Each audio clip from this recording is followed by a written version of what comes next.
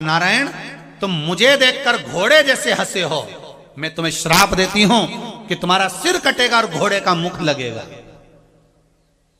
मेरी पत्नी ने मुझे श्राप दिया, इसलिए उसका सात्वित्व वहां समाप्त हो गया, वो नहीं मार सकती। भगवान विष्णु को लक्ष्मी जी का श्राप लगा कि तुम्हें घोड़े का मुख लगेगा, इसलिए भगवान विष्णु का हयग्रीव अवतार हुआ और घोड़े का मुख लगा भगवान विष्णु को। भगवान का एक अवतार है हयग्रीव अवतार, जिसमें घोड़े का मुख लगाया गया।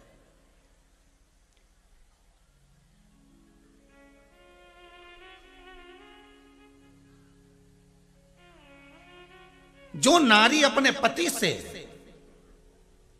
श्रेष्ठ संबोधन नहीं रखती, श्रेष्ठ शब्द नहीं कहती, कई माताओं की कथा है साहब, ये कोई साधारण नहीं है। कई घरों की महिमा चल रही है, कई घरों में पत्नियां पतियों से इस तरह से बस एक दिन अच्छे से बात करती है, करवा चौथ के दिन,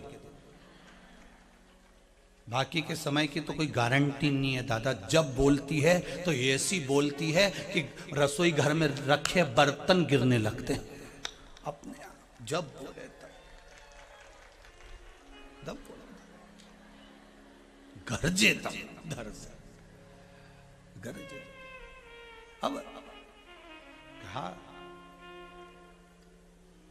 बोलो प्रेम से, वाणी हमेशा प्रेम की होना चाहिए, वात्सल्यता की होना चाहिए, मिठासता की होना चाहिए, पर वाणी में श्रेष्ठता नहीं रहती महाराज। बोलते समय वो कहते ना,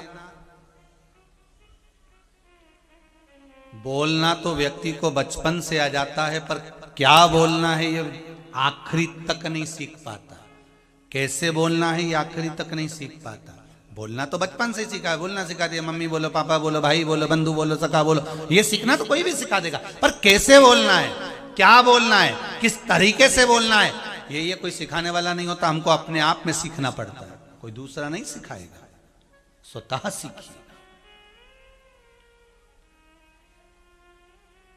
महाराज लक्ष्मी जी ने मुझे अपशब्द कहा, इसलिए लक्ष्मी नहीं मार सकती। तो भगवान शिव ने कहा ब्रह्माणी को भेज देते। ब्रह्मा जी की धर्म पत्नी ब्रह्माणी, वो तो मार सकती थी। ब्रह्माणी ने क्या गलत कर दिया, भेजो ब्रह्माणी को। ब्रह्मदेव पीछे से आकर बोले, ब्रह्मा जी बोले ब्रह्माणी भी नहीं मार सकती इस महिषासुर को। क्यों? क्योंकि एक बार ब्राह्मण यज्ञ करवा रहे थे पुष्कर जी में, मैं यज्ञ में बैठने जा रहा था, ब्राह्मणों ने कहा धर्म पत्नी को बुलाओ, मैं ब्रह्माणी को बुलाने के लिए गया, ब्रह्माणी ने कहा मैं श्रृंगार कर कर आती हूं, ब्रह्माणी नहीं आई। ब्राह्मणों ने कहा ब्रह्मा देवता अगर ब्रह्माणी नहीं आ रही तो आप वापिस जाओ बुलाने। ब्रह्मा जी फिर बुलाने के लिए गए, ब्रह्माणी चलो यज्ञ प्रारंभ करना है। ब्रह्माणी नहीं आई, बारंबार ब्रह्माणी को बुलाया गया पर ब्रह्माणी नहीं आई। अंत में ब्राह्मणों ने कहा मुहूर्त निकलने वाला है, जल्दी करो ब्रह्मदेव, ब्रह्माणी को लाओ। ब्रह्माणी तब भी नहीं आई। तब ब्रह्मा जी ने ब्राह्मणों से कहा ब्राह्मण देवता अब तुम्हें जो करना है करो, यज्ञ प्रारंभ करो। ब्राह्मणों ने एक गाय को खड़ा करा और गौ माता को खड़ा कर कर ब्राह्मणों ने वेद ध्वनि पढ़ना प्रारंभ कर दी, वेदों का मंत्र उच्चारण करना प्रारंभ करा, वेद ध्वनि करना प्रारंभ करी तो गाय के मुख से वेद माता गायत्री को प्रकट कर लिया। वेद माता गायत्री को प्रकट कर लिया गाय के मुख से, और वेद माता गायत्री को प्रकट करके ब्रह्मा जी के पास में बिठा दिया। यज्ञ प्रारंभ होने लगा। जैसे ही यज्ञ प्रारंभ हुआ इतनी देर में ब्रह्माणी आकर खड़ी हो गई। ब्रह्माणी ने कहा ब्रह्मदेव अपनी धर्मपत्नी को छोड़कर दूसरी नारी को अपने पास में बिठाया आपने। ब्रह्मा जी समझा रहे थे गलती तुम्हारी है, ये ब्राह्मणों ने करा है जो बिठाया है, गलती तुम्हारी है ब्रह्माणी, तुम नहीं आई, यज्ञ का मुहूर्त निकल रहा था। ब्रह्माणी को क्रोध आ गया और ब्रह्माणी ने श्राप दे दिया, ब्रह्मदेव मेरा श्राप है, पृथ्वी पर कहीं तुम्हारे मंदिर नहीं बनेंगे, केवल एक भूमि पुष्कर जी में जहां तुम यज्ञ में बैठे हो यहीं पर तुम्हारी पूजन होगी, और ब्रह्मा जी के मंदिर कहीं नहीं, केवल एक पुष्कर जी को छोड़कर सारे देवताओं के मंदिर मिलेंगे पर ब्रह्मा का नहीं मिलेगा। ब्रह्मा जी कह रहे हैं मेरी ब्रह्माणी इसको नहीं मार सकती महिषासुर को। तो फिर ब्रह्मा और विष्णु ने पूछा, फिर शिव जी ने पूछा कौन मारेगा? तो भगवान विष्णु और ब्रह्मा जी बोले पार्वती जी इसको मार सकती हैं, क्योंकि पार्वती जी कभी ऊंची आवाज में बात नहीं करी आपसे। शंकर भगवान बोले इसको तो गुस्सा ही नहीं आता, अब करें क्या? गुस्सा तो दिलाना पड़ेगा, जब गुस्सा आएगा तभी तो इसका संहार होगा। शंकर जी ने पूछा कि पत्नी को गुस्सा कैसे दिलाते हैं? तो भगवान विष्णु बोले उनके बाप को बखानो, उनके पिताजी को बखानी है। पिताजी को बखाने से गुस्सा आ जाएगा। हाँ, इतने में तो शंकर भगवान अंदर गए। भगवान शिव जी बोले अभी मैं देख लेता हूं प्रैक्टिकल करके क्या जा रहा है। प्रैक्टिकल शंकर जी अंदर गए तो पार्वती जी आकड़िया की रोटी बनाई, काकड़िया की साग, पर से माता पार्वती जी पावे भोला। अब माता पार्वती जी रोटी बना रही और रोटी बनाते बनाते शंकर भगवान बोले पार्वती ईमानदारी की बात बोलूं तो तेरे पिता जैसा दुनिया में कोई कंजूसड़ा नहीं होगा। तो पार्वती जी ने पूछा कंजूसड़ापन मेरे बाप ने क्या करा पिताजी ने? शंकर भगवान बोले हिमालय राज की तू बेटी, कितना धन था हिमालय राज के पास, कितनी दौलत थी हिमालय राज के पास, कन्यादान में 1 रुपया नहीं दिया उसने, कन्यादान में कोई सामान नहीं दिया उसने। पार्वती जी बोली मेरा पिताजी तो कन्यादान में सब कुछ दे देता, तुम्हारे घर में रखने की जगह थी? गुफा में रह रहे हो,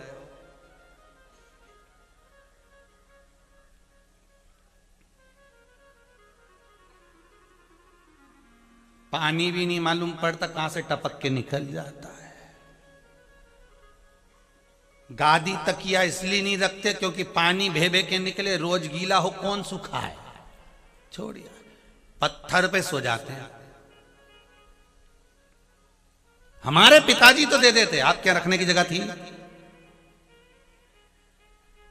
अच्छा एक बार लक्ष्मी जी के भी मन में आ गया था, पार्वती जी के घर का सुख देख के पार्वती जी रोज शाम के समय प्रदोष काल में शंकर जी के साथ नंदी पे बैठे और चली जाए घूमने फिरने। लक्ष्मी जी का एक दिन हृदय जल गया। लक्ष्मी जी ने भगवान विष्णु से कहा वाह प्रभु वाह, देखो उनको देख लो थोड़ा सा, रोज शाम होती और शंकर पार्वती घूमने निकल जाते हैं और एक तुम हो हमको कहीं लेके ही नहीं जाते। भगवान विष्णु ने कहा चल अब भी चल, तू अब भी चल, मैं तुझे घुमा के लाता हूं, चल। अब जो लक्ष्मी जी अंदर गई, बैकुंठ के आज 8 दरवाजे बंद करे, 24 खिड़कियां बंद करी, आते आते रात हो गई। लक्ष्मी जी बोली अब तो रात हो गई। भगवान विष्णु बोले फिर अब कल चलेंगे। पर एक बात बताओ कि शंकर पार्वती के यहाँ ये दरवाजे मरवाजे बंद करके नहीं जाते क्या? भगवान विष्णु बोले उनके दरवाजे का काम ही क्या है, कुछ होए तो दरवाजा हो, और दरवाजा लगाने की उनकी जरूरत ही नहीं। वो दोनों जब घूमने निकलते हैं गले में से बब्बा को उतार कर छोड़ के चले जाते, तुम्हारे काका में दम हो तो अंदर घुस के बता दे, जाओ। उनको क्या जरूरत है दरवाजे की, वो तो बैठा,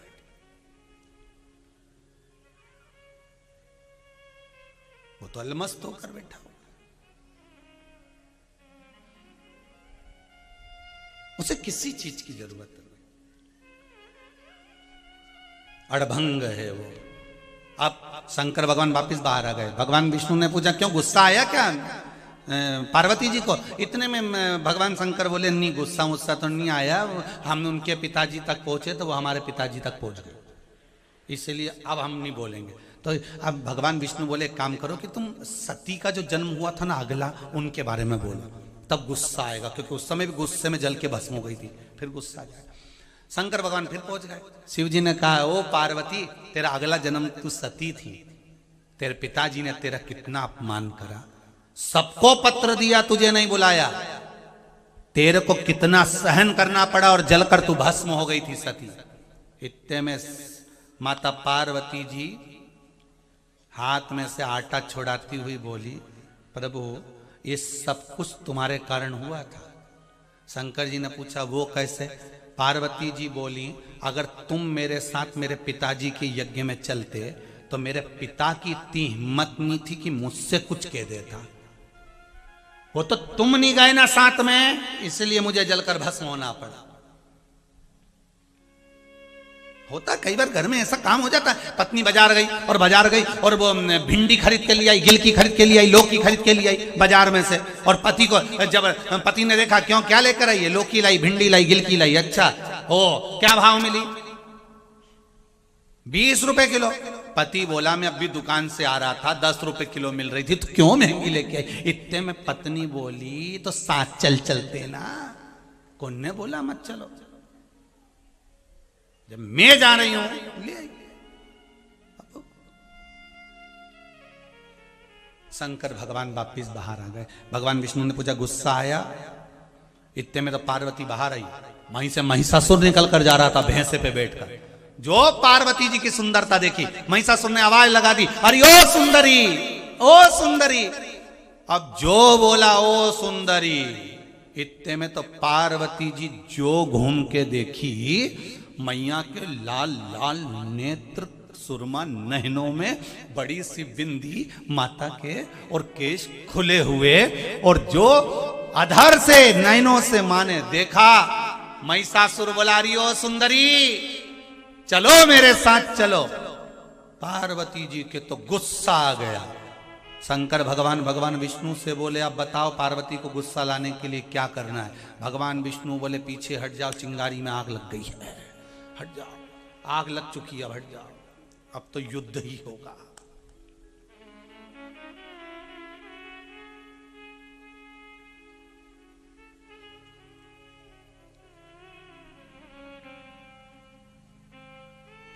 तैतीस कोटि देवता आकर खड़े हो गए युद्ध को देखने के लिए। 33 कोटि देवता आकर खड़े। युद्ध प्रारंभ। महिषासुर, तेरा अंत समय आ गया है। महिषासुर हंसते हुए बोला, इतनी सुंदर हो, सुंदर सुंदर बातें करो। पार्वती जी बोली, जिसका अंतिम समय आता है ना, उसको संसार फिर सुंदर ही नजर आता है। प्राण त्यागते समय इस मन को बहुत सी चीजें खलती हैं साहब। बहुत, घर देखेगा रोएगा, परिवार देखेगा रोएगा, आंख से आंसू बहते रहेंगे, निहारता रहेगा, कैसे जाऊंगा, रोएगा।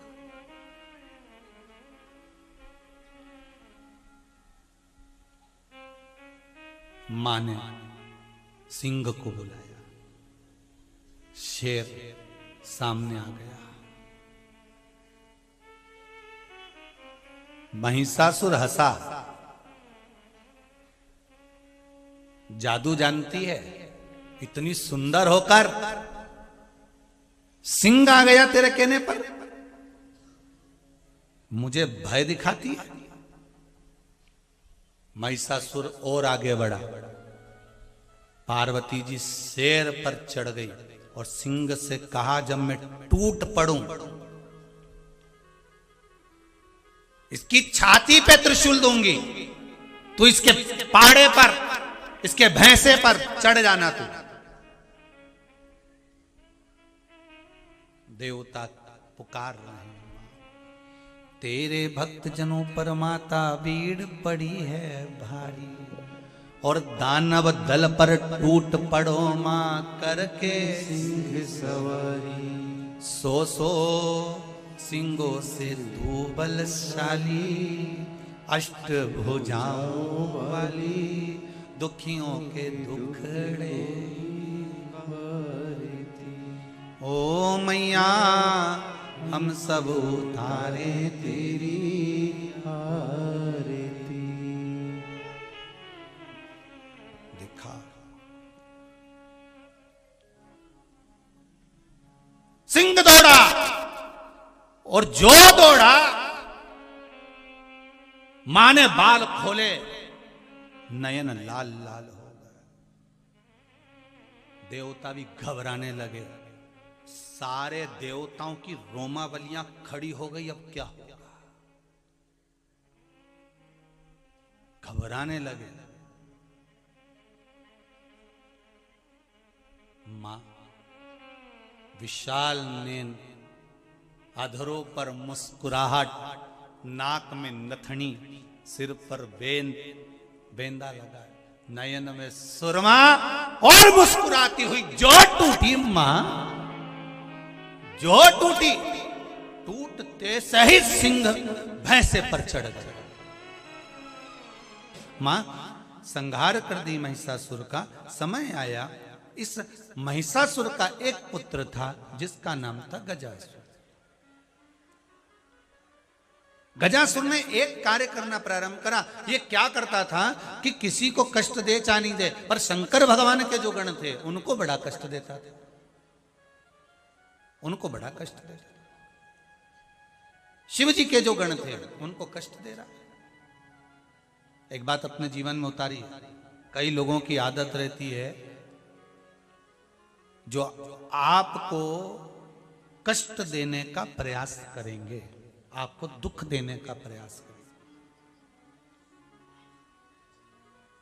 उनके घर के लोग उसको समझाएंगे क्यों पीछे पड़े रहता है उसके, क्यों आड़ा टेढ़ा बोलता है, क्यों उसका ये देखता है, क्यों आड़ा टेढ़ा बोलते हो। पर भगवान कहता है कि इसको पैदा ही इसलिए करा गया है कि ये आपके अवगुण देखे, ये आपके दोष देखे।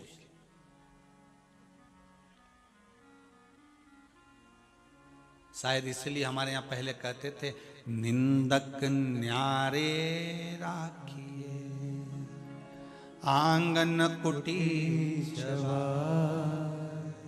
बिन पानी बिन साबुन सब मेल धुल।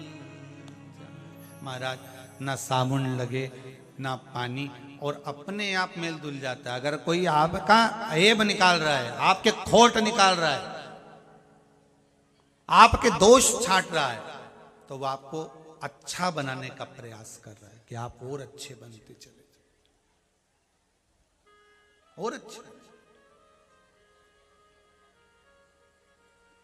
गजासुर की आदत है, वो गजासुर शंकर भगवान के जितने गण थे ना उनको तकलीफ देता था।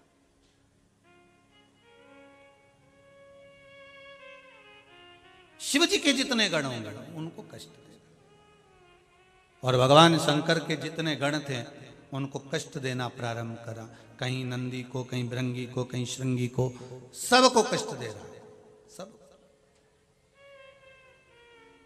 सबको कष्ट प्रदान कर। अब नंदी भृंगी श्रृंगी सबको कष्ट दे रहा है। अब बार बार सारे गण भगवान शिव जी के पास पहुंचे, भोलेनाथ भोलेनाथ भोलेनाथ। शंकर जी ने पूछा क्या हुआ, क्या बात है। शिव जी बोले हुआ क्या ये तो बताओ। तो नंदी बोला, भृंगी बोला, श्रृंगी बोला, प्रभु जी वो गजासुर आया है। गजासुर कौन है ये? तो कहा महिषासुर का बेटा, महिषासुर का बेटा, हाँ गजासुर आया।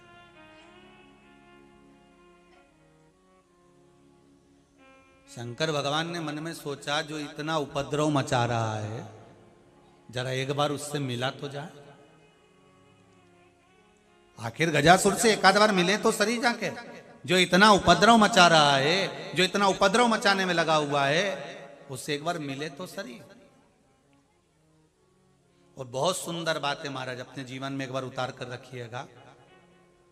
जिस व्यक्ति की आप निंदा कर रहे हो, जिस व्यक्ति पर आप उंगली उठा रहे हो, जिस व्यक्ति पर आप आक्षेप लगा रहे हो, जिस व्यक्ति पर आप अपशब्द कह रहे हो, पुराण कहती है उस व्यक्ति से एक बार जीवन में मिलो जरूर कि वो सही है कि गलत है। किसी पर उंगली उठाना सरल, किसी पर आक्षेप लगाना सरल, किसी के लिए अपशब्द बोलना सरल, किसी के लिए आड़ा टेढ़ा बोलना सरल, किसी के दोष निकालना सरल। पर एक बार भगवान शंकर की कथा करिए गजासुर की। जब नंदी ने आकर कहा कि वो ऐसा कर रहा है, श्रृंगी ने आकर कहा, भृंगी ने आकर कहा, सारे रुद्रगणों ने आकर कहा कि वो गजासुर ऐसा कर रहा है, शिव जी ने उसी दिन कह दिया एक बार मुझे गजासुर से मिलना है, उसको देखूं तो सही। मिला ही नहीं उससे। पर हम उल्टे हैं। एक व्यक्ति अगर किसी की ऐब निकालता है तो दूसरा उसको सपोर्ट करता है। हाँ हाँ सही में वो ऐसा ही होगा, हाँ लगे सही में वो गलत होगा। हम उसमें हम उल्टे हैं। हम रोकते नहीं हैं गलत काम को, हम और कहते हैं हाँ ठीक है चलने दो, लगे रहो, उसने गलत बोला है अपन उसको ऐसा करेंगे। उसको समझो, फिर अपने जीवन में। शिव से सीखो, शंकर से। मेरे ओघड़दानी करें, एक बार मुझे गजासुर से मिलना है। नंदी ने कहा गजासुर से? हाँ, एक बार मुझे गजासुर से मिलना है। क्यों गजासुर से मिलना इसलिए जरूरी है क्योंकि जब वो नंदी को, भृंगी को, श्रृंगी को, मेरे रुद्र गणों को परेशान कर रहा है, तो आखिर शिव जी से उसको तकलीफ क्या है? आखिर उसके शंकर के गणों से तकलीफ क्या है? हमें उससे चलकर देखे तो सही।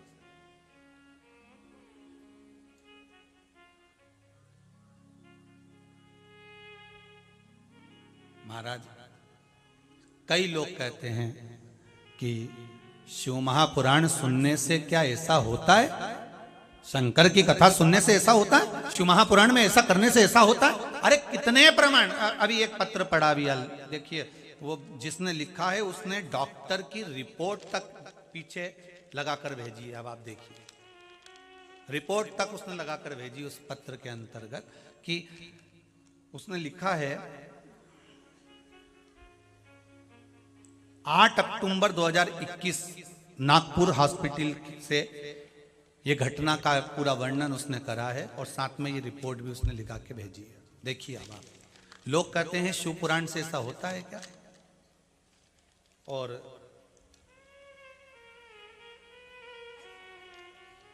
नाम है गोविंद साहू, वार्ड नंबर 18, बोड़खी, आमला, जिला बैतूल से हैं। कहीं बैठे हो तो हाथ उठाइएगा जरा, जिन्होंने पत्र लिखा है। गोविंद जी साहू, वार्ड नंबर 18, बोड़खी, आमला, जिला बैतूल, मध्य। आप ही हैं? एक बार दोनों हाथ उठाकर हर हर महादेव बोलें। हर हर। आपने पत्र में लिखा है, गुरुदेव बाबा भोलेनाथ जी के चरणों को नमन करता हूं। पिछले पूरे लॉकडाउन भर हमने आपके द्वारा वर्णित शिव महापुराण की कथा श्रवण करी। मेरा हार्ट बाल रिप्लेसमेंट हुआ है। मैं रूटीन चेकअप के लिए 8 अक्टूबर को नागपुर हॉस्पिटल गया था, अकेला ही गया था। ब्लड टेस्ट हुआ जिसमें ब्लड को अनेक तरह से गलत बताया गया और डॉक्टर बोले कि आपको अभी ही एडमिट होना पड़ेगा। अगर देरी करी थोड़ी सी भी तो शायद आप जिंदगी भर काम नहीं कर पाएंगे। ये अपने पत्र में लिखा है। 10,000 रुपए ऑपरेशन के लिए जमा भी कर दिए गए। मेरे मस्तिष्क का कुछ ऑपरेशन होना था जिसमें पानी जम गया, उसके रुपए हॉस्पिटल में जमा भी कर दिए। ऑपरेशन थिएटर में ले जाने की तैयारी थी, सुला दिया, कपड़े बदल दिए। आप इसमें लिखे हैं, पर एक विश्वास शिव महापुराण का था कि शंकर की कथा इतनी सुनी है तो बाबा की कथा। सियोर वाला महाराज कहता है चिल्ला चिल्ला कर कि शंकर हर घड़ी हर पल साथ है, तो क्यों ना एक बार श्री शिवाय नमस्तुभ्यम का जाप करूं और देखूं चमत्कार। इस पत्र में लिखा है आपने। और जो श्री शिवाय नमस्तुभ्यम का जाप करना प्रारंभ करा, गुरुजी एक जांच और आई और अंदर जाने से पहले वो जांच आई और उसमें कह दिया गया कि ऑपरेशन नहीं होगा, कार्य सफल। ये बाबा का उसमें रिपोर्ट लगी है। बैठो भाई बैठो। उसमें उन्होंने रिपोर्ट भी लगा कर भेजी है हॉस्पिटल की, बाकायदा पर्चे भी लगे। अब लोग कहते हैं कि क्या कथा सुनने से ऐसा हो जाता है? क्या शिव कथा सुनने से ऐसा मिल जाता है? नौकरी मिल जाती है? लोग पास हो जाते? विश्वास बहुत महाराज आते हैं टीवी पर, उनको सुनते रहो। विश्वास हो तो कथा सुनो, विश्वास हो तो मोबाइल और फेसबुक यूट्यूब पर कथा सुनो, विश्वास हो तो शंकर का भजन सुनो, विश्वास हो तो पंडाल में बैठकर कथा सुनो। और अगर विश्वास नहीं है तो टीवी पर दिन भर नया नया महाराज आता रहे, दिन भर कथा बाचने वाले आते हैं। सियोर वाला महाराज के बिल्कुल मत सुनो, दूसरे के सुनो। हम एक ही बात कहते हैं, किसी के चक्कर में मत पड़ो, बस पढ़ना है तो मेरे देवाधिदेव महादेव के चक्कर में पढ़ो, वो तार देगा। और जितने यहां बैठकर कथा सुन रहे हो, आपसे भी निवेदन करता हूं, कथा समापन की तारीख लिख लेना और 3 महीने जोड़ लेना। जो जो बाबा से मांगा है वो बाबा देता है कि नहीं देता। अगली कथा भिलाई में है, यहां से भिलाई जाएंगे हम। 27 तारीख से कथा है वहां। कल उस शिव जी का मंदिर कौन सा है? जुन्नारदेव। वहां दर्शन करेंगे, वहां से फिर सीधे भिलाई के लिए निकल जाएंगे। भिलाई के दशहरा मैदान सेक्टर नंबर 7 में सुबह 11 बजे से 27 तारीख से कथा प्रारंभ हो जाएगी। आप सब वहीं पर हैं। बाबा से विनती करना, और जितने छत्तीसगढ़ वाले उनसे भी कह रहे हैं, प्रेम से आओ, कथा का रसपान करो। ये मौका नहीं मिलेगा। समझ लो बाबा ने आपको मौका दिया है कथा सुनने का और अर्जी लगाने का, कि बाबा के सामने विनय कर लो, निवेदन कर लो। लोग कहते क्या मिलता है शिव पुराण से? हम कहते दुनिया का सारा साज ही यहीं पर है। उसका नाम है ओ घड़ी, बिना सोचे समझे देता है वो। कभी नहीं सोचता कि मुझे क्या प्रदान करना है। वो तो बस आपने दिल लगाया भोलेनाथ से, आपने हृदय लगाया शिव से, और उसने दिया उसने। शंभु शरणे पड़ी मांगू घड़ी दे घड़ी, दुख काटो दया करी ने दर्शन। महाराज क्या नहीं देता?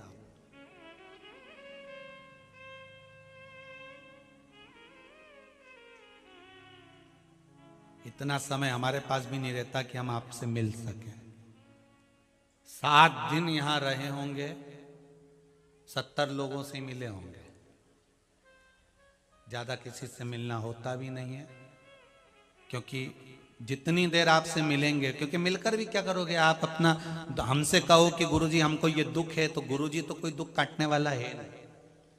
ना तो गुरुजी को कुछ आता है फूफा करना, ना गुरुजी को कोई विद्या आती। गुरुजी को तो एक ही चीज आती है, शिव पुराण है, गीता प्रेस गोरखपुर की, शंकर जी का भजन है, शिव का स्मरण है। जो मेरे भोलेनाथ ने उसकी कृपा से मुझे मिला है, वो आपको समर्पित कर कर चला जाता हूं। बस आगे आपकी मर्जी। गुरुजी के पास आकर बैठोगे, समय बर्बाद करोगे, उससे अच्छा है कि शंकर की कथा सुनो, भजन सुनो, नाम जपो, श्री शिवाय नमस्तुभ्यम जो मंत्र मिला है शिव महापुराण का, उसको जप लो। जब जीवन में दुख आए, एग्जाम देने जाओ, परीक्षा देने जाओ, कोई कार्य के लिए जाओ, उन्नति के लिए आगे बढ़ रहे हो, दुकान खोल रहे हो, व्यापार कर रहे हो, व्यवसाय करो, कुछ भी करो, शंकर को साथ रखो, शिव को सम्मुख लेकर चलो। हम ये नहीं कहेंगे कि शिवलिंग को उठा कर ले जाओ, शंकर का शिवलिंग लेकर घर में दुकान में जाओ, शंकर का शिवलिंग वहां लेकर, नहीं। शिव का नाम, शिव का विश्वास, शंकर रूपी विश्वास। स्वयं रामचरितमानस में तुलसीदास जी लिखते हैं, शंकर विश्वास रूपीणो। रामचरितमानस में तुलसी बाबा ने लिख दिया कि शंकर विश्वास है। तुलसी बाबा लिखते हैं शंकर विश्वास रूपीणो, शिव विश्वास है और माता पार्वती श्रद्धा है। रामचरितमानस में भी लिख रहा है। तो हम विश्वास कैसे तोड़ दें? हम भरोसा कैसे छोड़ दें?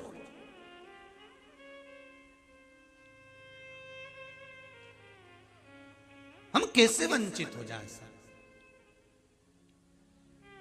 मैंने सारे सहारे छोड़ दिए, बस तेरा सहारा काफी है। सारी दुनिया के सहारे छोड़कर आप दूसरे के हाथ मत जोड़ो। अगर जोड़ना है तो शंकर के जोड़ो। लोगों से कहोगे हमारा ये काम करा दो, वो नहीं कराएंगे तो आपका दिल दुखेगा। आप शंकर से कहो कि मेरा ये काम है बाबा, बहुत दुखी हूं मैं, बहुत कष्ट है जीवन में। आप नहीं काटोगे दुख तो कौन काटेगा? शंभु उससे तो कहो, उससे विनय तो करो। जब जीवन में दुख आए, एक लोटा पानी ले लिया, बेलपत्री ले ली, पहुंच गए शिव के दरबार। ज्यादा तकलीफ आ रही है, एक मूंग का दाना लेना। हरी मूंग तो घर में रहती होगी, एक दाना, 2 दाना, 7 दाना मूंग का ले लो, शिव जी के पास पहुंच गए। एक चावल का दाना लेकर शिव जी के पास पहुंच गए। धतूरा ले गए कभी। शिव जी के पास में कोई भी कीमती चीज लेकर नहीं जाते। जाते क्या कि बहुत सारा पैसा लेकर जा रहा है? शंकर को नहीं चाहिए, आपका धरो आपके पास में, आप रखो आपके पास, नहीं चाहिए। बोले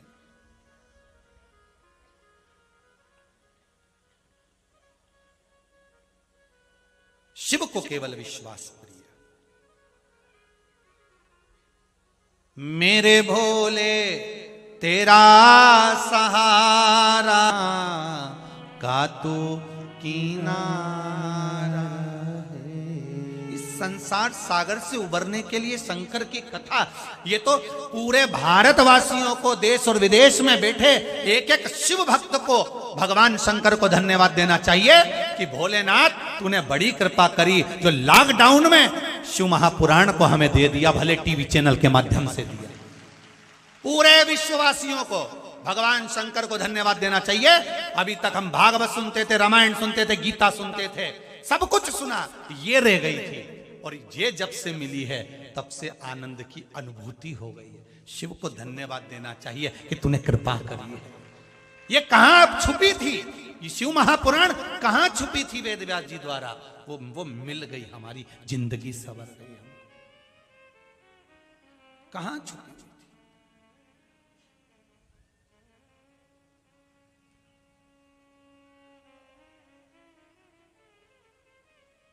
करे लोग, विरोध करने वाले विरोध भी करेंगे। आओ शिव पुराण में ऐसा, जो नहीं जानते, जो नहीं पहचानते शंकर को, जो शंकर को केवल पत्थर मानते हैं, वो यही करेंगे, वो विरोध ही करेंगे। पर हमें उससे कुछ नहीं करना, हमें तो उसको केवल हाथ जोड़कर निवेदन कर कर आगे बढ़ते जाना है। हाथी जाए बाजार, निस्वान भोले कुत्ता भोले हजार। अपन तो हाथी जैसे चलते हुए अलमस्त शिव के दरवाजे जाओ, चिल्लाने वाला कितना ही चिल्लाता रहे, चिल्लाए जिसको चिल्लाने। तुम तो शंकर की भक्ति में डूबे रहो, जब मन करे तब चले जाओ, जब चित्त लगे तब शिव के पास जाओ, और ये समझ कर जाना कि हमारा दादा बैठा है, हमारा पिता बैठा है, हमारे घर का बुजुर्ग बैठा है, और वो बैठा है तो दुख नहीं आने देगा। सास जब तक घर में रहती है, घर का रसोई घर खाली नहीं होने देती है। घर की बुजुर्ग जब तक घर में है तो रसोई घर खाली नहीं होने देते। जब तक शंकर तुम्हारे साथ में है, तुम्हें भी खाली नहीं होने देता। वो घर का बुजुर्ग है, वो घर का बुजुर्ग है, खाली नहीं होने देगा। शिव तत्व को जानना। महाराज, मुझे गजासुर को मिलना है, जिसके बारे में इतना सुना है, एक बार उसके पास जाना है। जिस पर आप उंगली उठाएं, आक्षेप लगाएं, आप शब्द बोलें, उससे एक बार जाकर जरूर मिलें। शंकर कहते मुझे गजासुर से एक बार मिलना है, जो मेरे नंदी भृंगी श्रृंगी को तकलीफ दे रहा है, उससे एक बार तो मिलूं मैं। कौन है गजासुर? शिव जी नंदी पर चढ़ गए, नंदी पर चढ़ गए। महिषासुर का बेटा गजासुर सामने से आ रहा था। क्या देखा भोलेनाथ जी ने? क्या देखा भोलेनाथ जी ने? कि वो गजासुर रुद्र गणों को कष्ट दे रहा है, पर रुद्र गण जिस शिवलिंग का निर्माण कर रहे हैं, पार्थिव शिवलिंग बना रहे हैं, रुद्रगण जो पार्थिव शिवलिंग का निर्माण कर रहे हैं, पार्वती जी पार्थिव शिवलिंग बना रही है, सारे देवता पार्थिव शिवलिंग का निर्माण कर रहे हैं, रुद्रगण गणों को परेशान कर रहा है, पर शिवलिंग को उसने खंडित नहीं करा। शंकर के शिवलिंग को उसने छुआ तक नहीं, शिव को कष्ट नहीं दिया, उसने शंकर को कष्ट प्रदान नहीं कर रहा, केवल गणों को परेशान कर रहा है, पर शिवलिंग को नहीं।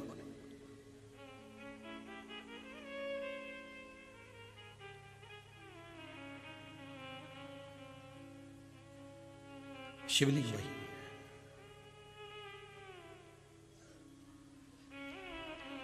भारत माता की इस भूमि पर जब उपद्रवियों ने उपद्रव मचाया था,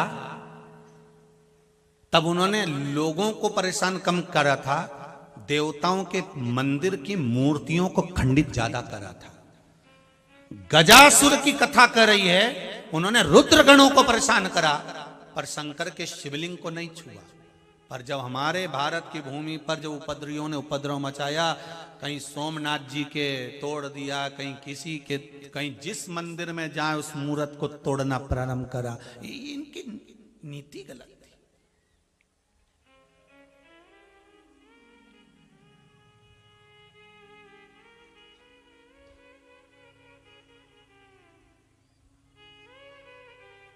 एक हमारे यहाँ कहते हैं कि विदेशियों ने जब भारत पर सत्ता जमाई थी, तो उनका एक नारा था, फूट डालो, जम के बोलो जरा, शासन करो। तो एक अंग्रेज से पूछा गया, भाई तू ये बता कि तुमने भारत पर कब्जा कैसे करा?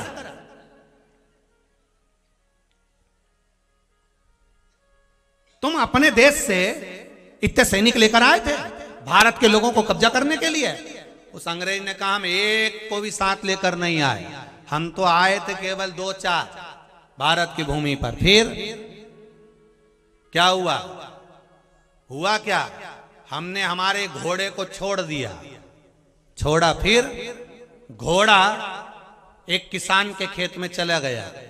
फिर किसान के खेत में उस घोड़े ने पूरी फसल को मचाना प्रारंभ कर दिया।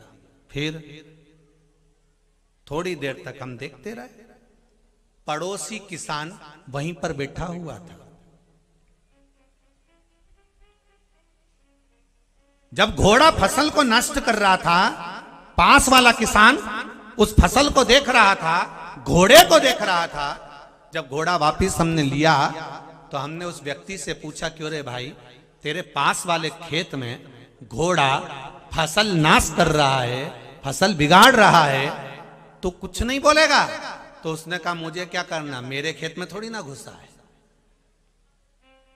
अंग्रेजों ने कहा, हम उसी दिन समझ गए कि फूट डालो, शासन करो। और हमें कहीं जाने की जरूरत नहीं पड़ी, ना हमें सेना बुलाना पड़ा। हमने इधर वाले को फूट डाला इधर वाले के हिसाब से, इधर वाले को फूट डाला इधर वाले के हिसाब से, और पूरे भारत पर हमने कब्जा कर लिया। तुम्हारा एक संबोधन, हमें क्या करना? आग लग रही है तो लगने दो, उसके यहां लग रही है, अपने को क्या करना? उसके यहां ऐसा हो रहा है, अपने यहां थोड़ी ना हो रहा है। ये कब्जा अंग्रेज करके बैठ गए। हमें वो गलती नहीं करना है। अगर हमारे पड़ोस में तकलीफ है तो हमें भी घर से बाहर निकलकर खड़े होकर उसकी सहायता करना है। हमें वापस कब्जा नहीं होने देना है। हमें इस भारत की भूमि पर फिर कब्जा नहीं चाहिए, इन द्रोहियों का, दुश्मनों का। हमें फिर खड़े होना है। अब जो हो गया उसके लिए नहीं रोना, अब तो आगे बढ़कर इस राष्ट्र को हमें संवारना है। इस राष्ट्र को हमें संवारना पड़ेगा। महाराज, गजासुर गणों को परेशान कर रहा है पर शिवलिंग को नहीं। शिव जी उसी समय समझ गए कि ये गजासुर कुछ चाहता है। अब देखिएगा जरा कितनी सुंदर संवाद है। हम जिसकी बुराई कर रहे हैं, हम जिसके लिए अपशब्द कर रहे हैं, हम जिसको ताने दे रहे हैं, हम जिसको गाली दे रहे हैं, तो यहाँ शास्त्र कहता है एक बार उससे जाके मिलो तो सही, क्यों दे रहे हो उसको गाली? उसने क्या बिगाड़ा तुम्हारा? तुम कभी मिले उससे? कभी तुमने उससे मिले कि जिसके लिए तुम आड़ा टेढ़ा बोल रहे हो, जिसके लिए तुम अपशब्द बोल रहे हो, जिसके लिए तुम ताने दे रहे हो, जिसको तुम गाली दे रहे हो, कभी मिले हो? नहीं। बस फेसबुक पे उसको ढूंढ लिया, एक व्यक्ति ने आड़ा टेढ़ा लिखा, तुमने लिखना चालू कर दिया। तुम मिले उससे कभी जाके जिसके लिए आड़ा टेढ़ा लिख रहे हो, कमेंट्स कर रहे हो, उससे जाकर एक बार मिलो तो सही कि व्यक्ति कैसा है। शंकर भगवान ने कहा मुझे गजासुर से मिलना है। गजासुर से मिलने गए तो शंकर जी ने देख लिया ये नंदी भृंगी श्रृंगी को परेशान कर रहा है, पर शिवलिंग नहीं तोड़ रहा, पार्थिव शिवलिंग नहीं तोड़ रहा। शंकर जी समझ गए इसको कुछ चाहिए। शंकर जी पहुंच गए गजासुर के पास। बोल तुझे क्या चाहिए? क्यों कष्ट दे रहा है किसी को? क्यों आड़ा टेढ़ा बोल रहा है किसी को? शंकर जैसे विद्वान गुरुओं में गुरु शिव थे। शंकर ने पूछा, गजासुर ने कहा आप कैसे जानते हो कि मुझे कुछ चाहिए? शंकर जी कहते हैं मैं जान गया हूं, मैं जान गया हूं तुझे कुछ चाहिए। आपको कैसे मालूम मुझे कुछ चाहिए? शिव जी ने कहा भले तू तो बस ये बता कि तुझे चाहिए क्या। गजासुर बोले नहीं, आप बताओ कि मुझे क्या चाहिए। शिव जी बोले नहीं, मैं नहीं बोल सकता, कि तू तो अपने मुंह से बोलना कि क्या चाहिए। संबंध करने से पहले, शादी संबंध करने से पहले पूछा जाता है साहब बताओ क्या क्या चाहिए, क्या चाहिए। तो लड़के वाले कहते हैं हमें तो कुछ नहीं चाहिए, हमें तो बस बेटी मिल जाए साहब, और क्या चाहिए। हमारे यहाँ तो सब कुछ है, टीवी भी है, इतनी बड़ी एलईडी लगी हुई है, सब कुछ हमारे घर में है। पर लड़के वाले फिर धीरे धीरे बोलते हैं एलईडी तो हमारे घर में हॉल में लगी है, पर लड़की अगर कमरे में देखे तो हमें कुछ नहीं चाहिए हो। फिर साहब बाराती तो एक ही बार आता है, अब समझ जाओ उतने में एक ही बार आता है, उसका स्वागत अच्छे। हमें जम के तो बोलो कुछ नहीं चाहिए। जी साहब, हमारे यहां पर तो मोटरसाइकिल तो है, पर हम उससे दुकान चले जाते हैं। अगर तुम्हारी बेटी कहीं दामाद के साथ घूमने जाए तो हमें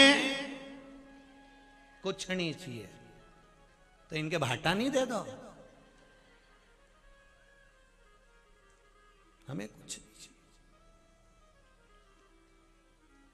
बस शिव जी ने कहा तुझे क्या चाहिए, मैं नहीं बताऊंगा।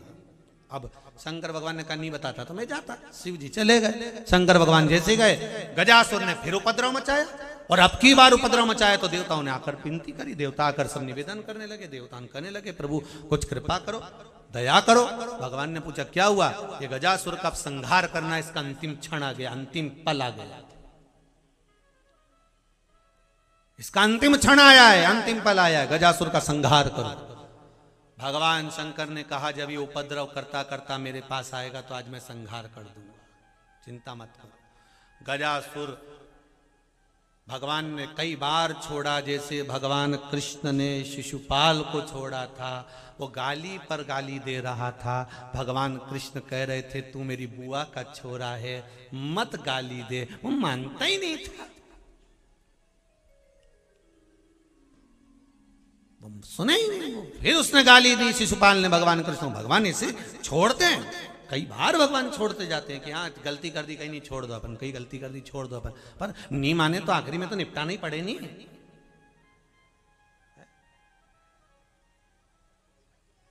जैसे मम्मी अपने बच्चे से नहीं कहती, माँ अपने बच्चे से समझा रही हूं सीधे बैठ, सीधे बैठ, बच्चा फिर बैठ गया। थोड़ी देर बाद फिर उठ के भगा, नहीं बैठ रहा क्या, सीधे बैठ, फिर बैठ गए। बच्चा फिर भग गया। अब की मम्मी को गुस्सा आ गया, पकड़ के लाई और धो दिया, धो दिया। तो आखिरी में तो अब भगवान कृष्ण ने शिशुपाल से कहा क्या गाली मत दे, बुआ का छोरा है, नहीं माना। फिर गाली दे दी 97। दाऊ दादा बोले ये निपटा के मानेगा। दाऊ दादा ने शिशुपाल से कहा चुपचाप हो जा, तू बुआ का लड़का है, क्यों गाली दे रहा है, आप शब्द कह रहा है। तो इतने में तो शिशुपाल बोला ये ग्वाला मेरा क्या कर लेगा। भगवान कृष्ण ने 98 दिए जा। दाऊ दादा ने कहा शिशुपाल एक भी गाली मत देना, तुझे मेरी सौगंध है, नहीं तो तुम मर जाएगा। शिशुपाल बोला ये मारेगा मेरे को, ये ग्वाला। भगवान कृष्ण के 99, ये तो खुश हो रहा है 99। भगवान कृष्ण ने कहा कन्हैया भवन से बाहर निकलो, थोड़ा लिहाज खाओ, बुआ का लड़का है, बाहर निकलो। कन्हैया जाते नहीं तो दाऊ दादा ने कहा हाथ पकड़ के छोड़ देता हूं, बाहर निकलो। कन्हैया बाहर जाने लगे। कन्हैया ने मन में सोचा आज फाइल निपटाना थी इसकी, बच गया, पर कुछ भी हो निपटा के तो जाऊंगा, चाहे कुछ भी हो। अब भगवान कृष्ण जाते जाते बोले दाऊ दादा जब आप द्वारका आओ तो अपने बुआ के छोरे को भी लिया ना, शिशुपाल के, द्वारका घूम लेगा। इतने में तो शिशुपाल खड़े होके बोला अरे ओ चोटे तेरी द्वारका घूमूंगा। भगवान ने कहा सो, उठाया सुदर्शन और सिर काट दिया। ले भगवान दाऊ जी महाराज ने कहा मैं कब से कह दिया था, गिनती गिन रिया था, 97 से चालू हुआ था, काहे को गाली दे रहा था। भगवान भी इंतजार में रहते हैं, पूरी हुई कि निपटाया। वही वाली बात याद कर लो, तू बोला और मैं चला, विक्रम और बेताल। आप लोग भी जितने गाली बकने वाले हैं ना, इनसे निवेदन एक डायरी रखो और एक पेन रखो। जिसको भी दुकान पे गाली दो तो लिख लो इसको दी और ये वाली दी, लिख के रखो। जिस दिन तुम्हारी पूरी, उस दिन भेरू तू गया, निपटा, उसी दिन निपटा, सो पूरी। अब समझाया गजासुर को, नहीं माना, आखिरी में नहीं माना तो भगवान ने देखा कि अब तो उपद्रव ज्यादा बढ़ गया। शंकर भगवान ने त्रिशूल लेकर गजासुर को आकाश में टांग दिया। प्राण छूट रहे थे, प्राण जा रहे थे, प्राण छूट रहे थे। तभी उसी समय उसी पल गजासुर की आवाज निकली, प्रभु मेरे प्राण चले जाएं पर मेरी ये चर्म अपने शरीर पर धारण कर लो। भगवान ने गजासुर की चर्म को अपने शरीर पर धारण करा। भगवान शिव उस बाघंबर को, उस चर्म को धारण कर प्राण का चरित्र आया आगे।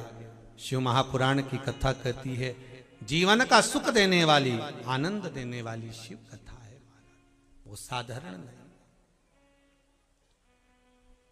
भीतर के नेत्र से त्रिनेत्रधारी, त्रिनेत्र शिव महापुराण की कथा चल रही है। एक नेत्र अपने भीतर झांकने के लिए शिव ने दिया है। झांको, अपने भीतर झांको।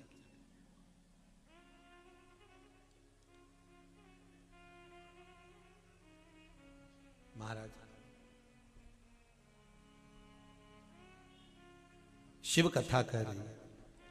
भगवान 12 ज्योतिर्लिंग का स्मरण कराते हैं। 12 ज्योतिर्लिंग की कथा में प्रथम सोमनाथ जी का वर्णन किया गया। चंद्रदेव को काया का रोग हो गया, क्योंकि अपनी अर्धांगिनियों में एक अर्धांगिनी पर ही उनका विशेष ध्यान था।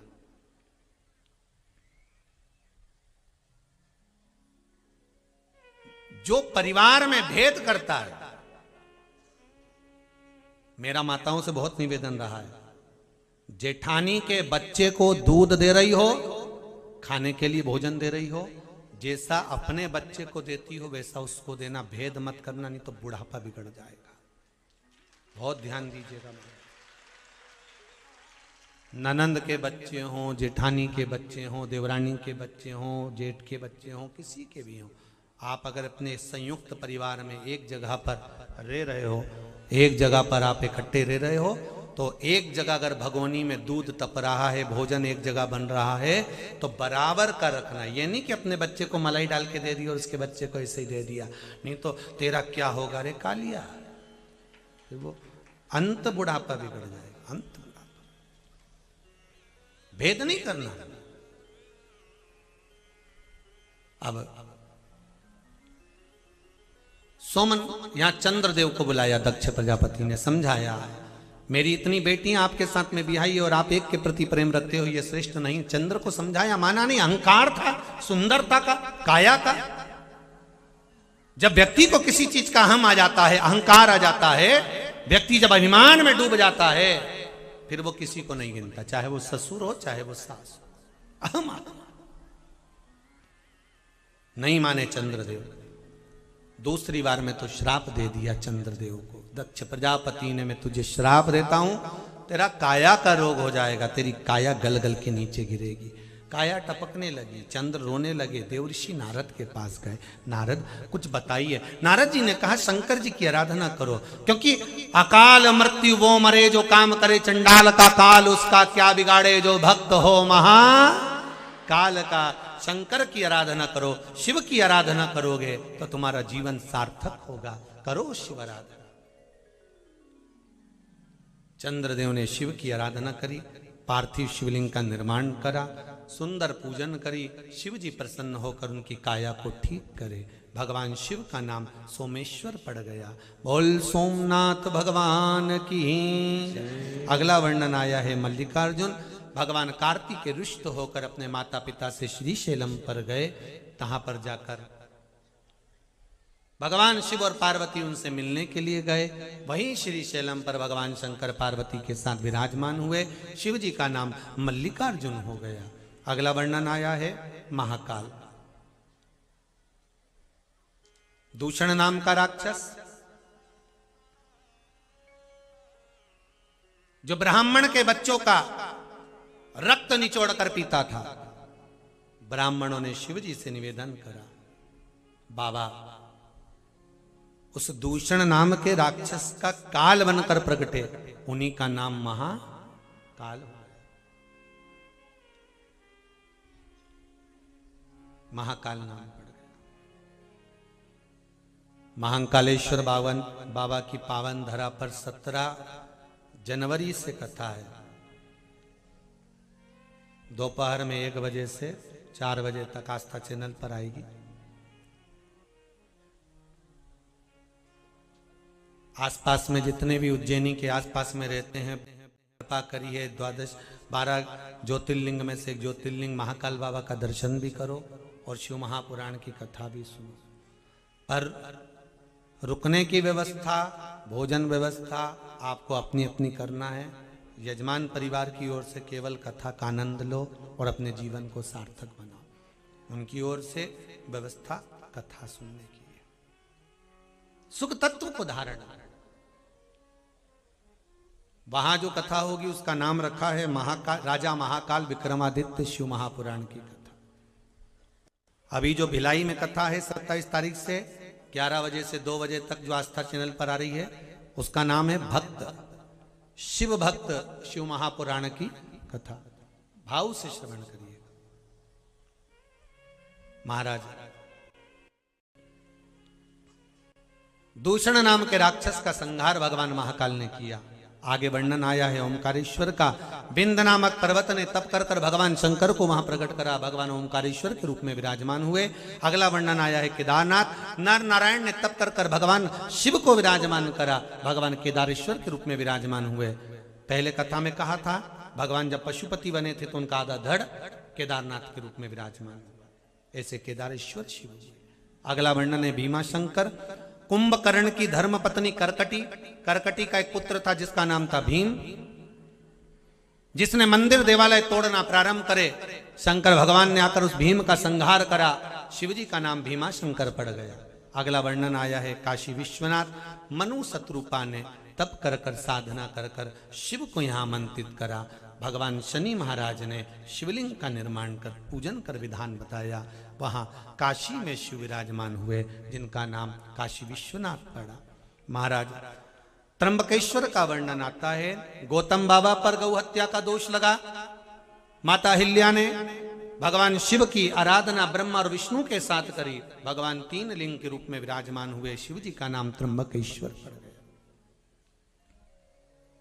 भगवान शिव के 3 शिवलिंग में से जल की धार निकलना, जिसमें गौतम बाबा का स्नान करना, गौ हत्या से छूट जाना, ये त्र्यंबकेश्वर का वर्णन।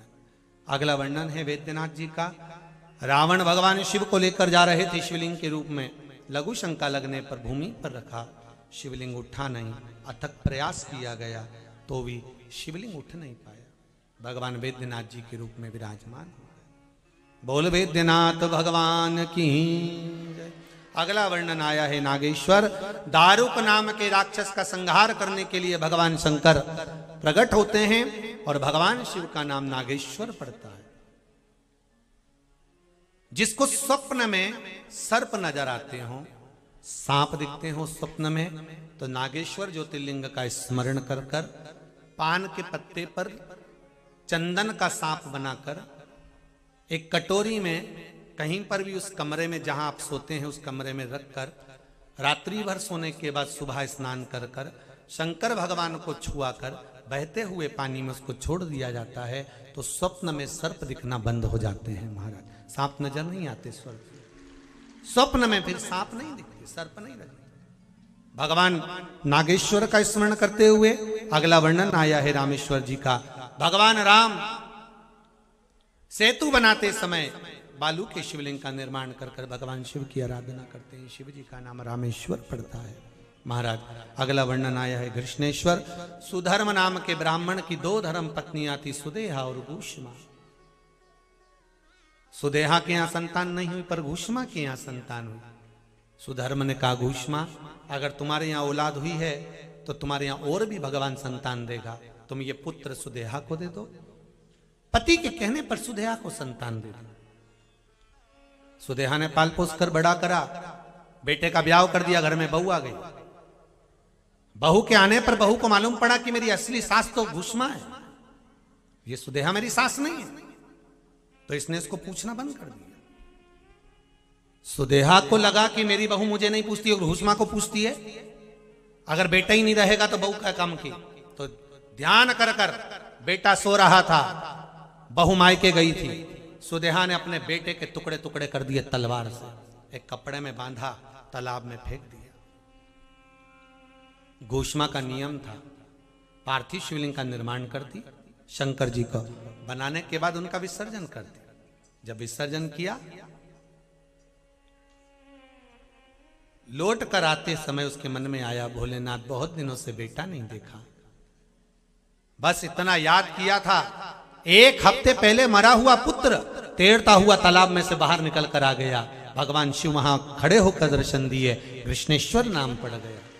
घूष्मा के बेटे को जीवित करा शिव जी ने तो नाम कृष्णेश्वर पड़ गया। बोल कृष्णेश्वर महादेव की जय। शिव महापुराण की कथा में, रामचरितमानस की कथा में स्वयं राम जी महाराज ने भी पूछा था गुरुदेव से कि हम किस मार्ग पर जाएं, हम किस पथ पर जाएं।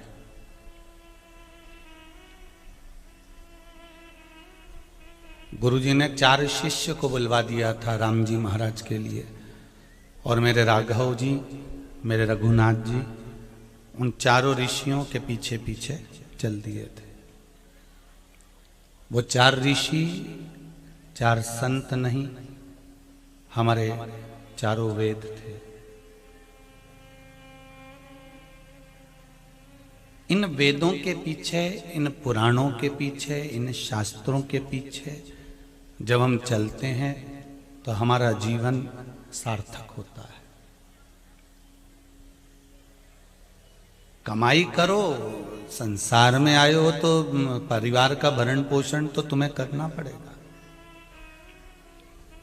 माताओं, आप भी अगर परिवार में रह रही हो तो घर का काम करना पड़ेगा, सबका स्मरण करना पड़ेगा, सबका ध्यान देना पड़ेगा, कार्य तो आपको करना पड़ेगा। बच्चे लोग हैं तो उनको विद्या अध्ययन भी करना पड़ेगा, और बड़े होकर जैसे आज पिता अपने घर को संभाल रहे हैं वैसे आपको भी संभालना पड़ेगा। कर्म प्रत्येक मनुष्य को करना है। दुकान, व्यापार, व्यवसाय, परिवार, कुटुंब, कबीला, ये सब हमें करना है, सब संभालना भी है, ज्ञात करना भी है। पर इन संपूर्ण कर्म को परमात्मा को समर्पित कर करना है। हम अगर कुछ भी अपने जीवन में कर रहे हैं तो वो हम भगवान को समर्पित कर करें कि ये परमात्मा के भरोसे पर करा गया है, ये भगवान के भरोसे पर करा गया है।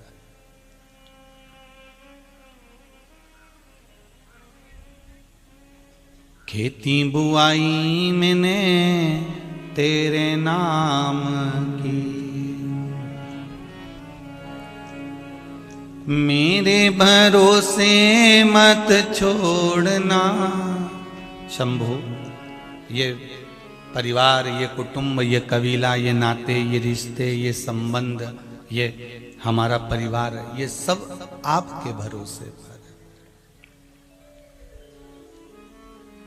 खेत में बीज बो देना ये आपका काम है। अब क्या जमीन के अंदर घुस के उस बीज को अंकुरित करोगे? अरे बोलो जम के जरा, कर सकते हो? नहीं। बीज बोना तुम्हारा काम है, पानी डालना तुम्हारा काम है, खाद डालना तुम्हारा काम है, यूरिया डालना तुम्हारा काम है। अब फसल देना उसका काम है। अब वो किस तरह से देता है ये वही जान सकता है, ये उसका काम है। दुकान लगा लेना तुम्हारा काम है, परिवार में कुटुंब में रह लेना तुम्हारा काम है, मकान जमीन जायदाद सब कर लेना तुम्हारा काम है। पर उस परिवार में रहकर सुख भोगना, सुख देना कि दुख देना, ये उसके हाथ में। 4 मंजिल का मकान बना लिया और विचार करा कि अब मुझे बहुत सुख मिल जाएगा, तो वो जरूरी नहीं है कि सुख मिलेगा। विवाह हो गया तो सोचा कि अब मुझे सुख मिलेगा, तो जरूरी नहीं है कि सुख मिलेगा, ये उसने लिखा होगा तो मिलेगा।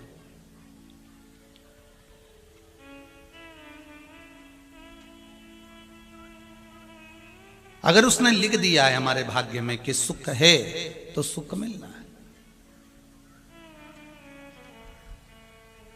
संसार में आने के बाद तो जैसे वो कठपुतली वाला नहीं होता, कठपुतली नचाता रहता है अपनी उंगलियों के बल पर, अपनी उंगलियों के सहारे पर कठपुतलियां नचाता है, उसी तरह भगवान की हम कठपुतली हैं और जैसा वो नचाना चाहता है वैसे हमको नाचना पड़ता है, वो नचाता रहता है।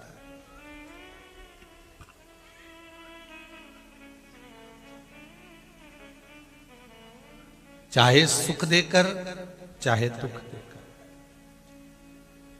और बहुत अभिमान में मत फूलना भाई,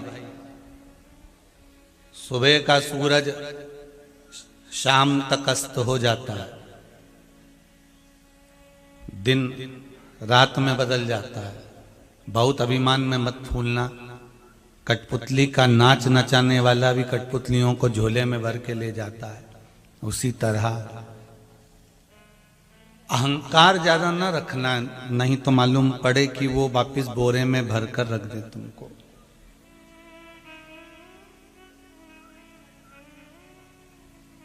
धन का, सत्ता का, सुंदरता का, काया का, विद्वत्ता का, बहुत श्रेष्ठता का, बहुत बड़े पद का अभिमान ना रहे। हर चीज में हम भगवान को ये धन्यवाद देना चालू कर दो कि तेरा ही दिया है, हमको जो मिला है वो किसी दूसरे ने नहीं दिया। तेरा ही दिया मैंने खाया पिया है, तेरा शुक्रिया है, तेरा शुक्रिया है। मुझे मेरे मालिक ने बहुत दे दिया है, तेरा शुक्रिया है, तेरा शुक्रिया है। ये जायदाद दी है, औलाद दी है, ये जायदाद दी है, औलाद दी है।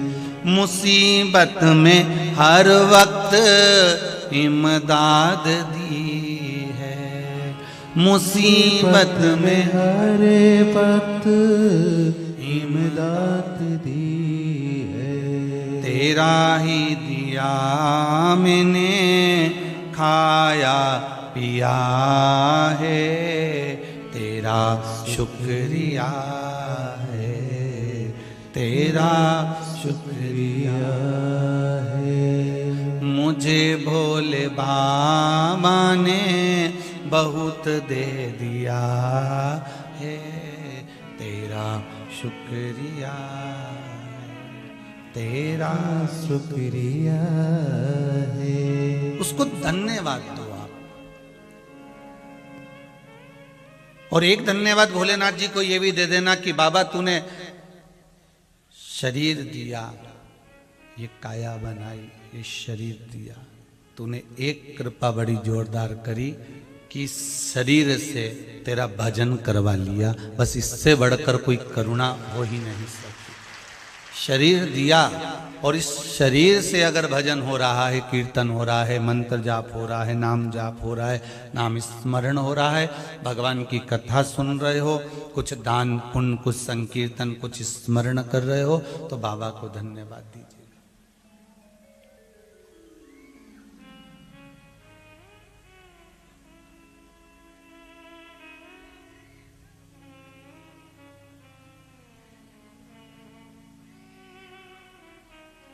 रोड पर लिखा रहता है साइड में, निगाहें हटी और दुर्घटना, जम के तो बोलो, दुर्घटना घटी। निगाहें हटी और दुर्घटना घटी। ये केवल रोड पर गाड़ियों के लिए नहीं लिखा है, हमारे लिए भी लिखा हुआ है, अपने लिए भी लिखा हुआ है।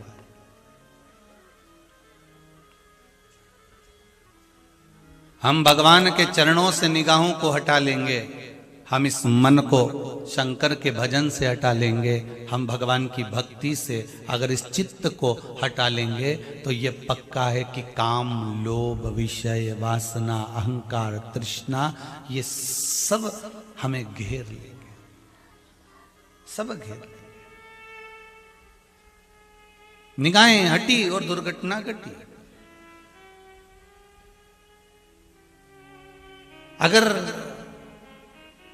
हम परमात्मा से दूरी बना लेंगे, हम भगवान से अगर दूरी बना लेंगे, हम भगवत स्मरण से दूरी बना लेंगे, तो शायद फिर हमको दुख झेलना पड़ जाए। दुख तो आना और जाना ये सब है।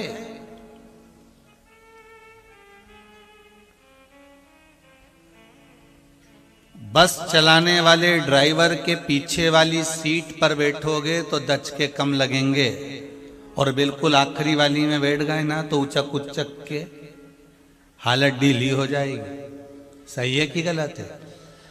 ड्राइवर जो बस चला रहा है उसके पास वाली में बैठ जाओ, उसके पीछे वाली पर बैठ जाओ तो दचके कम लगते हैं, और पीछे ज्यादा बैठ गए तो दचके बहुत लगेंगे, उचक उचक कर हालत खराब हो जाएगी। उसी तरह भगवान को ड्राइवर समझ लो और उसके नजदीक में बैठ गए तो फिर दचके संसार के नहीं लगने वाले। फिर काम, लोभ, विषय, वासना, आसक्ति, तृष्णा, इनके दचके नहीं लगने वाले। फिर इनसे आप बच जाओगे। और अगर परमात्मा से हमने दूरी बना ली, भगवान से हमने दूरी बना ली, तो फिर काम, लोभ, आसक्ति, तृष्णा, विषयता, वासना, अहंकार, ये सब झूठ, प्रपंच, ये सब बहुत दचके हैं, बहुत दचके।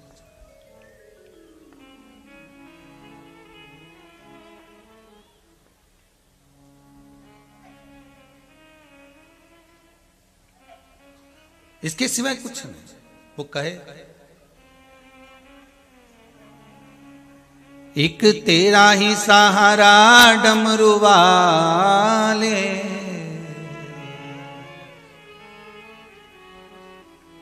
एक तेरा ही सहारा डमरू वाले, अपने हृदय से हमको लगा ले, अपने गले से हमको लगा ले। हे शंभु, हे त्रिकालदर्शी, हे शिव,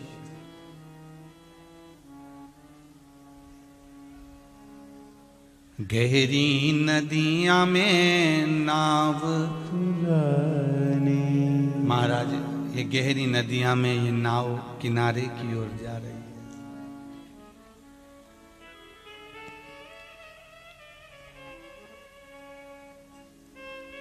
मेरी इस नैया को पार लगा दे, अपने गले से हमको लगा दे। ओ डमरू वाले, ओ काशी वाले, अपने गले से हमको लगा दे। महाराजा,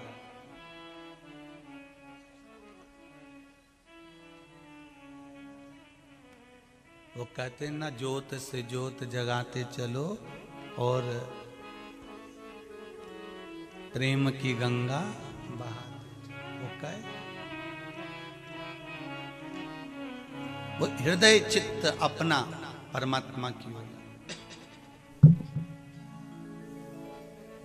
अपने गले से हमको लगा लो। हे शंभु, हे त्रिकालदर्शी, हे कैलाशी, हे अविनाशी, आपके करीब में रहूं, बस इतनी कृपा बनाकर रखना। शंकर भगवान के 3 नेत्र में बीच का जो नेत्र है, ये भगवान शिव एक बार प्रकट कर चुके थे, जब माता पार्वती ने दोनों हाथों से नेत्र बंद करा था, तब शिव ने वो नेत्र प्रकट कर लिया था।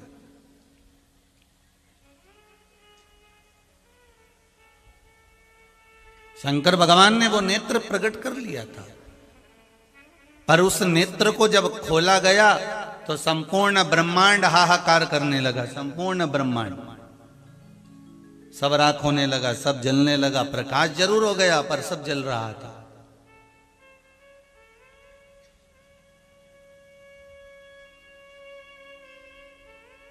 शिव पुराण कहती है, जब हम दूसरे के दोष देखते हैं तो हमारा पुण्य भी जलने लगता है।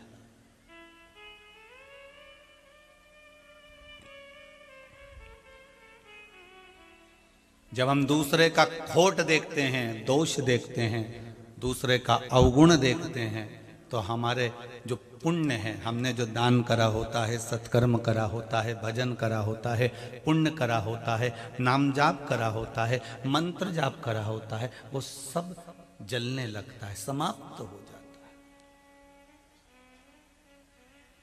अच्छा, ऐसा नहीं है कि तुम लोग पुण्य नहीं करते। इस भूमंडल पर, इस पृथ्वी पर जितने लोग जन्म लेते हैं ना, ये सारे बहुत पुण्य करते हैं। कहीं किसी को भूखे को भोजन कराएंगे, कहीं दान करेंगे, कहीं भजन करेंगे, कहीं कीर्तन करेंगे, कहीं भगवान को पानी चढ़ाएंगे, कहीं हनुमान जी को चोला चढ़ाएंगे, कहीं तीर्थ में दर्शन करने जाएंगे, कहीं किसी को जल पिला देंगे।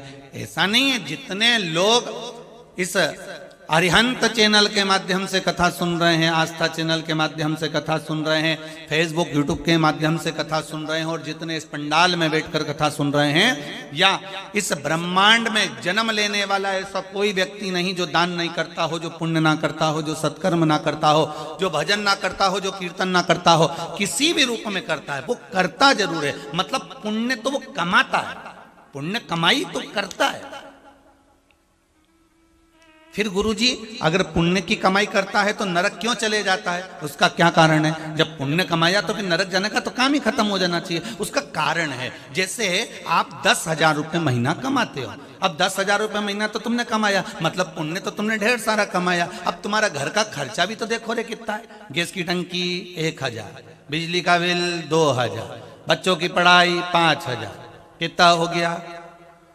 8,000। और मालूम पड़े फिर कोई खर्चा आ गया, तेल साबुन शक्कर, घर का आने आने खर्चा आ गया, मालूम पड़े 10,000। और मालूम पड़े घर में मेहमान आ गए, सामान और ज्यादा लाना पड़ा, 2,000 और खर्च हो गए, ऊपर के खर्च हो गए 12,000। फिर कहीं का कुछ काम आ गया, शादी ब्याह आ गया, वहां जाना पड़ गया, 2-3 हजार वहां खर्च हो गए, 15,000। कमाई थी 10,000 रुपये, 5,000 रुपये एक्स्ट्रा खर्च हो गए, कर्जा बढ़ते चले गया। मतलब तुम्हारी कमाई से ज्यादा खर्च हो रहा है। उसी तरह तुमने पुण्य तो खूब कमाया, तुमने कहीं भजन करा, पुण्य कमा लिया, तुमने किसी को भोजन कराया, पुण्य कमा लिया, किसी को पानी पिलाया, पुण्य कमा लिया, कथा में बैठ गए, पुण्य कमा लिया, कथा स्मरण कर लिए, पुण्य कमा लिया, शंकर जी के मंदिर पहुंच गए, पुण्य कमा लिया, भजन में पहुंच गए, पुण्य कमा लिया। तुमने पुण्य तो बहुत सारा कमाया, पर तुम्हारा खर्चा भी बहुत सारा है रे। इन नेत्रों से गलत देख लिया, पुण्य खत्म हो गया, गलत बोल दिए, पुण्य खत्म हो गया, गलत जगह चले गए, पुण्य खत्म हो गया, गाली दे दी, पुण्य खत्म हो गया। अब जरा विचार करो, कमाई 10,000 रुपये महीना और खर्चा 15,000 का हो रहा है। तो उसी तरह हम पुण्य तो ढेर सारा कमाते हैं, पर हमारा पाप भी तो कितना होता है। दिन भर में मोबाइल पे कितना झूठ बोलते हो रहे, एक दिन में 15-15 बार झूठ। बैठे हो घर में, कह रहा कि दुकान में बैठा है तो के घर में, कहीं रोड पर चल रहा है तो कभी 5 मिनट में पहुंच रहा हूं, आधे घंटे तक पते ठिकाने नहीं पड़ते। तो पुण्य कितना कमाया और पाप कितना कमाया, वो विचार कर देखिए। पुण्य थोड़ा सा है हमारा, पाप बहुत सारा है हमारा। उस पुण्य को हमको बचाना है तो पाप कर्म थोड़ा कम करना पड़ेगा। अर्थात गलत देखना बंद कर दो, गलत सुनना बंद कर दो, गलत बोलना बंद कर दो, और गलत व्यसन बंद कर दो। गलत व्यसन बंद कर दीजिए।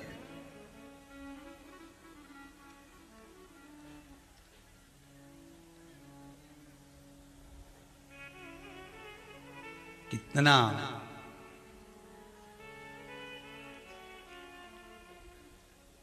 आज के समय में लोग गलत व्यसन में ज्यादा डूब रहे हैं,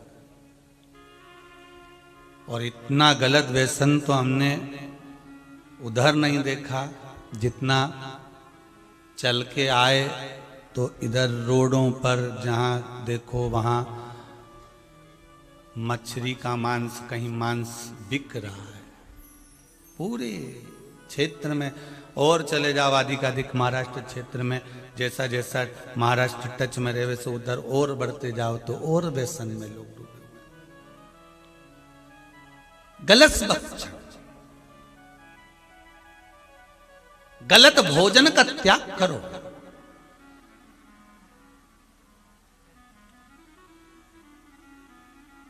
शिव महापुराण में आयो, हमने कभी ये कथा हमने कभी नहीं निकाली है हम इस तरह की, पर ये कथा आज निकालना पड़ रही है कि भाई हम कुछ त्याग करें हमारे जीवन में। आप इतनी संख्या में आयो, एक एक व्यक्ति भी अगर संकल्प लेगा कि हम मांसाहार का त्याग करते हैं, हम मांसाहार नहीं करेंगे, हम व्यसन में बचेंगे, अगर एक एक व्यक्ति भी अगर संकल्प लेगा तो मांसाहार से बचने का प्रयास होगा। और आप सुधरेंगे, परिवार अपने आप सुधर जाएगा, परिवार सुधरेगा, मोहल्ला अपने आप सुधर जाएगा, मोहल्ला सुधरेगा, गांव अपने आप सुधर जाएगा, गांव सुधरेगा, शहर अपने आप सुधर जाएगा, और शहर सुधरेगा तो पूरा भारत अपने आप सुधर जाएगा। सुधरना आपको पड़ेगा, थोड़ा थोड़ा संकल्प। पुराण तो समझा सकती है, कह सकती है, बोल सकती है, बता सकती है।